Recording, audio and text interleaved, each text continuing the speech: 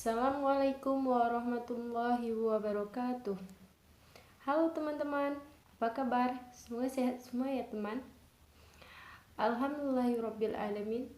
Segala puji hanyalah milik Allah, Tuhan seluruh sekalian alam, yang telah memberi kita kesehatan, sehat badan, sehat pikiran, dan ilmu pengetahuan yang luas. Perkenalkan, nama saya Mulyana, NIM 2019-21132, semester 5, unit 4, jurusan Pendidikan Agama Islam. Oke teman-teman, di video kali ini saya akan menguraikan sedikit tentang biografi seorang perintis pendidikan di usia dini. Beliau adalah Al-Qabisi. Baik, kita mulai. Biografi Al-Qabisi. Nama lengkap Al-Qabisi adalah Abu Al-Hasan Muhammad bin Khalaf Al-Ma'arifi Al-Khairawani. Al-Qabisi adalah penisbahan kepada sebuah bandar yang terdapat di Tunis. Kalangan ulama lebih mengenal namanya dengan sebutan Al-Qabisi. Ia lahir di kota Khairawan, Tunisia, wilayah Maghribi sekarang Maroko, Afrika Utara, pada hari Senin bulan Rajab tahun 324 Hijriah 935 Masehi. Beliau wafat pada tanggal 3 Rabiul Awal tahun 403 Hijriah, bertepatan pada tanggal 23 Oktober 1012. Literatur tidak menyebutkan perihal kedudukan orang tuanya. Barangkali Al-Qabisi bukan dari keturunan ulama yang termasyhur atau bangsawan ataupun hartawan, sehingga asal keturunannya tidak banyak digambarkan sejarah. Namun, namanya terkenal setelah ia menjadi ilmuwan yang berpengaruh dalam dunia Islam.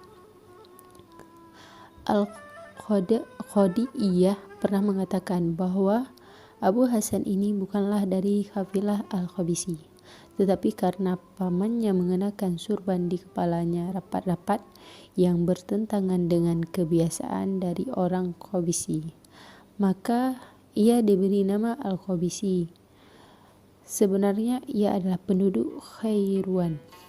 Pendapat ini sesuai dengan keterangan Al-Safdi yang mengatakan bahwa nama Al-Qabisi diberikan kepadanya karena pamannya mengenakan surban terlalu ketat di kepalanya. Semasa kecil dan remajanya beliau di kota Khairawan, ia mulai mempelajari Al-Quran, hadis, fikih, ilmu-ilmu bahasa Arab, dan qiraat dari beberapa ulama yang terkenal di kotanya. Di antara ulama yang besar sekali memberi pengaruh pada dirinya adalah Abu Abbas Al-Ibyani yang amat menguasai fikih mazhab Malik. Al-Qabisi pernah mengatakan tentang gurunya ini, "Saya tidak pernah menemukan di barat dan di timur ulama seperti Abu Al-Abbas. Guru-guru lain yang banyak ia menimba ilmu dari mereka adalah Abu Muhammad Abdullah bin Masyhur Al-Najibi, Abdullah bin Mansur Al-Asal, Ziyad bin Yunus Al-Yahsabi Al-Dibak, dan Abdullah bin Abi Zaid." Al-Qabisi pernah sekali melewat ke wilayah timur Islam dan menghabiskan waktu selama 5 tahun untuk menunaikan ibadah haji dan sekaligus menuntut ilmu. Ia pernah menetap di bandar-bandar besar seperti Iskandariah dan Kairo, negara Mesir, serta Hejaz. Dalam waktu yang relatif tidak begitu lama di Iskandariah, ia pernah belajar pada Ali bin Zaid al-Iskandari, seorang ulama yang masyhur dan meriwayatkan hadis Imam Malik dan mendalami mazhab fikihnya. Pemikiran Al-Qabisi. Berikut konsep yang diberikan oleh Al-Qabisi. 1. Pendidikan anak-anak. Al-Qabisi memiliki perhatian yang besar terhadap pendidikan anak-anak yang berlangsungan di khutab-khutab. Menurutnya, bahwa mendidik anak-anak merupakan upaya amat strategis dalam rangka menjaga kelangsungan bangsa dan negara. Oleh karena itu, pendidikan anak harus dilaksanakan dengan penuh kesungguhan dan ketekunan yang tinggi. Al-Qabisi sebagai ahli fikih dan hadis mempunyai pendapat tentang pendidikan anak, yaitu mengenai pengajaran anak-anak di khutab-khutab. Barangkali pendapatnya tentang pendidikan anak-anak ini merupakan tiang yang pertama dalam pendidikan anak Islam dan juga bagi pendidikan umat yang lainnya, dengan lebih memperhatikan dan lebih menekuni. Maka mengajar anak-anak sebagai tuntunan bangsa adalah merupakan tiangnya. Bangsa itu yang harus dilaksanakan dengan penuh kesungguhan dan ketekunan, ibarat seperti membangun piramida pendidikan, institut pendidikan berdasarkan fondasi yang kokoh dan kuat. Oleh karena itu, ia tidak menjelaskan kepada kita dalam kitabnya Al-Mufassalat tentang metode pengajaran yang lain, hanya mencukupkan dengan metode pengajaran yang penting-penting. Al-Qabisi tidak menentukan usia tertentu untuk menyekolahkan anak di lembaga Al-Khutab. Oleh karena pendidikan anak merupakan tanggung jawab orang tuanya semenjak mulai anak dapat berbicara fasih, yakni pada usia mukhallaf, yang wajib diajarkan bersembahyang. Menurut hadis Nabi SAW bersabda, "Perintahlah anak-anak kalian untuk mengerjakan sholat pada waktu usia 7 tahun dan pukullah mereka pada waktu usia 10 tahun. Dari sabda Nabi terdapat disimpulkan bahwa pendidikan Islam dimulai pertama-tama di rumah. Pendidikan anak di lembaga Al-Khutab hanyalah kelanjutan daripada tugas pendidikan yang wajib ditunaikan oleh kedua orang tua di rumah. Anak-anak yang belajar di Khutab mula-mula diajarkan menghafal Al-Quran, lalu diajar menulis, dan pada waktu zuhur mereka pulang ke rumah masing-masing untuk makan siang. Kemudian kembali lagi ke Khutab untuk belajar lagi sampai sore. Anak-anak yang belajar di Khutab berlangsung sampai akhir balik, yang mempelajari berbagai ilmu seperti Al-Quran, tulis menulis, nahwu, dan bahasa Arab. Juga seringkali belajar ilmu hitung dan syair, serta kisah-kisah Arab. Akan tetapi yang terpenting adalah mempelajari Al-Quran, yang dimulai dengan menghafal secara individual ataupun kelompok, di mana guru membaca berulang kali ayat-ayat pada langkah pertamanya, kemudian anak-anak membacanya berulang-ulang mengikuti gurunya. Masing-masing anak diberi buku tulis untuk menuliskan apa yang telah dihafal setiap harinya. Dengan cara ini jelaslah bahwa kemampuan menulis dan membaca menjadi syarat mutlak untuk memahami Al-Quran. Kemudian anak diharuskan menunjukkan apa yang ditulis di dalam buku tulisnya pada hari berikutnya. Lalu apa yang dituliskan di buku tulis pada hari kemarin dihapus untuk ditulisi lagi dengan ayat-ayat berikutnya pada hari selanjutnya. Metode pengajaran dengan mengerjakan tugas berulang kali demikian disertai dengan hafalan tolong-menolong antara satu dengan yang lain untuk memantapkan hafalan, antara lain menggerakkan tangan dan menuliskan apa yang dihafal, memfungsikan mata untuk mengamati dan membaca, serta penggunaan daya menghafal dan mengingat. Kemudian anak disuruh menunjukkan hasilnya di hadapan guru.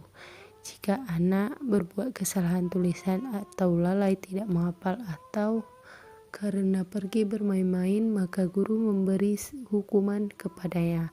Metode ini sangat efektif. Kita jalankan sebagai metode modern. Tujuan pendidikan. Al-Qabisi menghendaki agar pendidikan dan pengajaran dapat menumbuh kembangkan pribadi anak yang sesuai dengan nilai-nilai Islam yang benar. Lebih spesifik, tujuan pendidikan adalah mengembangkan kekuatan akhlak anak, menimbulkan rasa cinta agama, berpegang teguh kepada ajaran-ajarannya, serta berperilaku yang sesuai dengan nilai-nilai agama yang murni. Di samping itu juga, Al-Khabisi mengarahkan dalam tujuan pendidikannya agar anak memiliki keterampilan dan keahlian pragmatis yang dapat mendukung kemampuan mencari nafkah. 3. Metode dan teknik belajar. Selain membicarakan materi, ia juga berbicara mengenai teknik dan langkah mempelajari ilmu itu.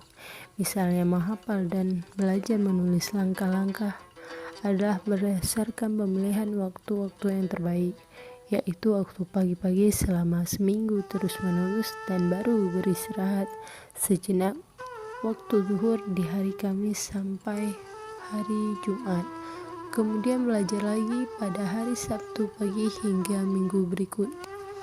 Al-Khabisi juga mengemukakan metode belajar yang efektif, yaitu menghafal, melakukan latihan dan demonstrasi.